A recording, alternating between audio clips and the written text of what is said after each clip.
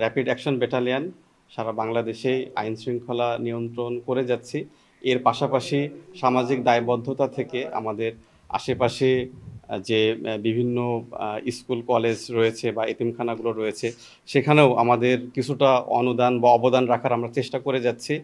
এরই ফলশ্রুতিতে আমরা এখানকার আজকের রংপুরের যে হাফিজিয়া মাদ্রাসা রয়েছে, এই কোমলমতি যে শিশুদের দেখতে পাচ্ছেন, এদের সঙ্গে আসন্ন যে ঈদুল আজহা রয়েছে, ঈদুল আজহার আনন্দ ভাগাভাগি করে নেওয়ার জন্য আমাদের রংপুর র্যাবের পক্ষ থেকে খুবই সামান্য একটা উপহার তাদের জন্য ঈদের পোশাক আমরা নিয়ে এসেছি, যাতে করে আগামী এই ঈদুল আজহাটা তারা যেন আরেকটু আনন্দে কাটাতে পারে এবং তাদের আনন্দের সাথে আমরা যে অংশীদার হতে পারছি তার জন্য আমরাও অত্যন্ত গর্বিত এবং আশা রাখব যে আমাদের সমাজে যারা অন্যান্য গণ্যমান্য ব্যক্তি রয়েছে বা প্রতিষ্ঠান রয়েছে, তারাও যদি এই সকল অসহায় মানুষ বা গরিব মানুষদের পাশে এসে দাঁড়াতে পারে, তাহলে তাদের ঈদের আনন্দটা হয়তো আরেকটু বৃদ্ধি পেতে পারে।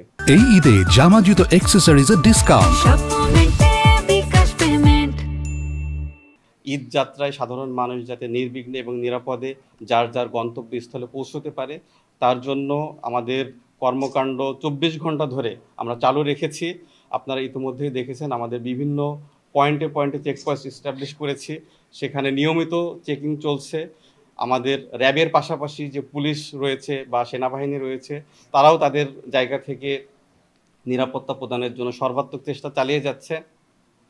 আমরা গতদিনে লক্ষ্য করেছেন যে মডার্ন মোড় রয়েছে রংপুরে, সেখানে আমাদের একটা কন্ট্রোল পয়েন্ট এস্টাবলিশ করেছি। সেখানেও রংপুর থেকে বিভিন্ন দূর দূরান্তে যাওয়া গাড়ি এবং রংপুরের বাইরে থেকে যে সকল গাড়িগুলো রংপুরে প্রবেশ করছে, সেগুলো আমরা নিয়মিত তদারকির মধ্যে রেখেছি। এছাড়াও আমাদের র্যাবের বিভিন্ন টহল দলের যোগাযোগ নাম্বার সহ আমরা একটা লিস্ট প্রত্যেকটা গাড়িতে দিচ্ছি, যাতে করে তারা বিভিন্ন প্রয়োজনে যাতে আমাদের র্যাবের সদস্যদের সঙ্গে যোগাযোগ করতে পারে।